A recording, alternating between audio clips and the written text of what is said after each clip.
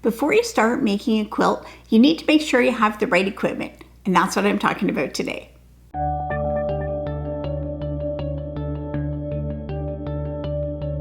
Welcome to Epida Studio. My name is Elizabeth, and I help you make beautiful things with quilting, pajagi, and embroidery. So this is the second video in the Make Your First Quilt series, and in this video I'm going to be talking about what equipment you need to make a quilt. And so this is equipment you need for machine piecing a quilt. So if you're quilting by hand, it'll be something different, but for quilting on a sewing machine, this is what you're going to need. So the first thing obviously you need is a sewing machine. Now you do not need an expensive, computerized, high-tech, top-of-the-line machine. You can use any machine that will do a straight stitch. And so if you have a sewing machine and it's working and running properly, then that will be fine. If you get into quilting and you start making a lot of quilts, then you might have things that you wish your sewing machine could do, and at that time you can better evaluate if you want to upgrade your sewing machine or not. But if this is your very first project and you have a sewing machine, don't run out and spend thousands of dollars on a new sewing machine. Work with what you have. Now, on your sewing machine, there are a couple of things that you need to be careful of. The first thing is, if you don't remember the last time you changed your needle, or if it was years ago, then get a new needle in your sewing machine. That can make a big difference to how your machine runs and how it sews in fabrics. So if you don't know when it was, just put a new needle in it just to be safe. The next thing is, make sure you're using the correct bobbins for your machine. So these are the little spools of thread that go in the bottom, and they're the bottom thread.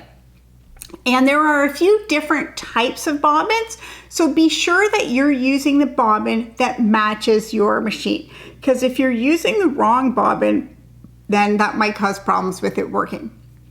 And then the last thing is, make sure you know how to thread it properly.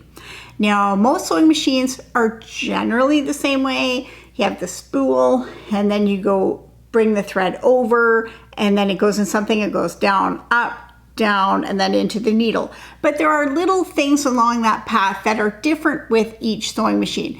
So find your manual, or if you don't have a manual, you can probably find a copy of it online, and just look that up to make sure that you're threading everything properly.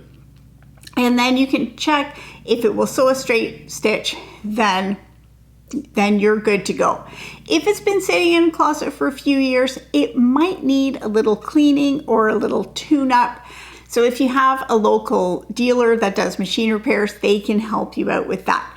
But you'll need a working sewing machine. So then besides that, you're going to need a couple of other things. So to cut the fabric, we're going to use a technique that's called rotary cutting. And for this, we're going to use a rotary cutter. So this is what one type of rotary cutter looks like. There are a few different designs, but they're all basically the same. It has a handle, and then it has this little wheel. So it's kind of like a pizza cutter, but this is super razor sharp. And so we're going to be using this to cut our fabric, but we want to cut it in straight lines. So for that, we're going to need a quilting ruler. So that is a piece of pretty thick plastic, and we need a cutting mat, a self-healing cutting mat, and we use this as a guide for our rotary cutter. So if you are looking for a quilting ruler and you go in a quilt shop, you will see hundreds of options, and it can be pretty overwhelming. If you're only going to get one ruler, this is the one I recommend to get. Get one that is 6 inches by 12 inches.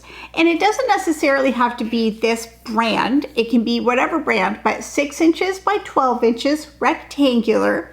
And you might find in a quilt store, there are some different ones. This one is kind of frosted and it has black lines in it. Then I have this other one. It is black and yellow lines. I have another one that has orange lines. You'll see all different colors of lines on them.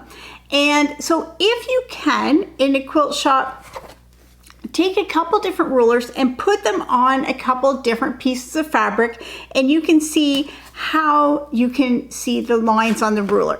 So the best brand is the one that you can read the lines on it clearly. So with that, it's a combination of things. Some rulers you will instinctively be able to read more easily, but then the ruler that you use all the time, you will learn to read, and then that will become your favorite. So there's a bit of combination between picking the one that's easy and then just using what you have. So if you get a 6" by 12" ruler, and then if you can afford it, or if you have access, then a 6" by 24" ruler is another good choice, especially when we're going to be cutting long strips of fabric. But if you can't get this one, then I'm going to also show you how you can cut with only this ruler. So if you can get two, get both of them. If you can't get two, then just get the smaller one. And then of course you will need this self-healing mat, and get one that is the largest size that you can afford and that you have space to store flat. These mats can get warped if you leave it kind of sitting up in a corner, and then it won't be flat, and then it's awkward to work with. So if you have a place where you can leave it sitting flat, either on a table or under a bed, wherever it is that it can be laid flat, and then the biggest one that you can afford, that's what you're going to want to get. So I have a pretty big one here. This one is about 2 feet by 3 feet, but I'm going to show you how you can cut on a smaller mat.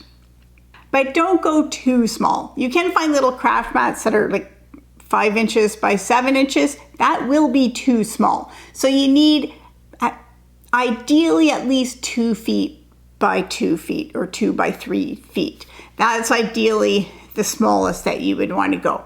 So you're going to need your cutting mat, and I'm going to be explaining how we use all these tools as we go through the process. Now with your rotary cutter, just like the sewing machine, if you have one that you've inherited, or you've had it for a long time, then you might need a new blade in your rotary cutter. So these blades do dull over time, so you will know when you're cutting fabric.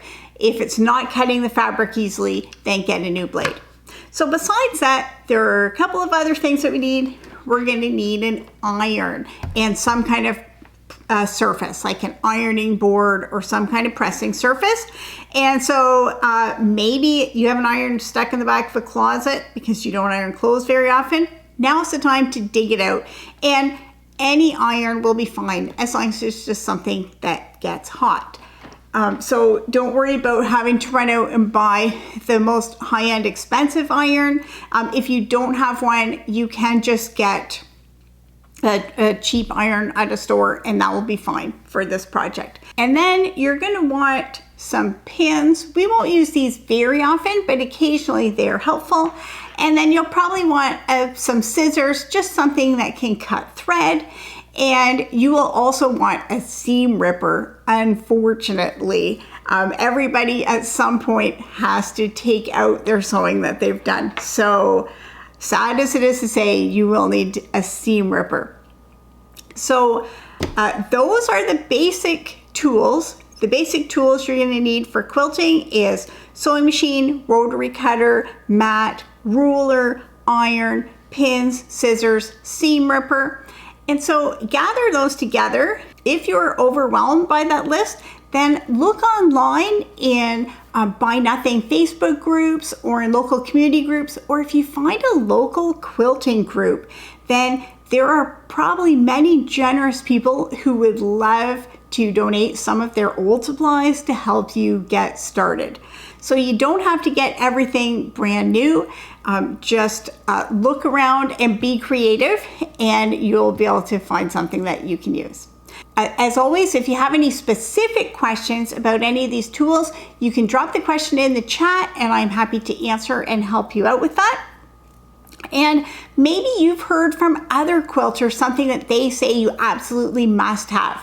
Then put in the chat and ask me about it, because I'm curious to say, and maybe I've forgotten something that could be helpful. And if so, I'll be happy to have a discussion about that. So this is the equipment that you need to get started, and I'm going to be showing you how we use it in the next videos. For lots more quilting tutorials, patterns, and inspiration, check out my website, evidastudio.com.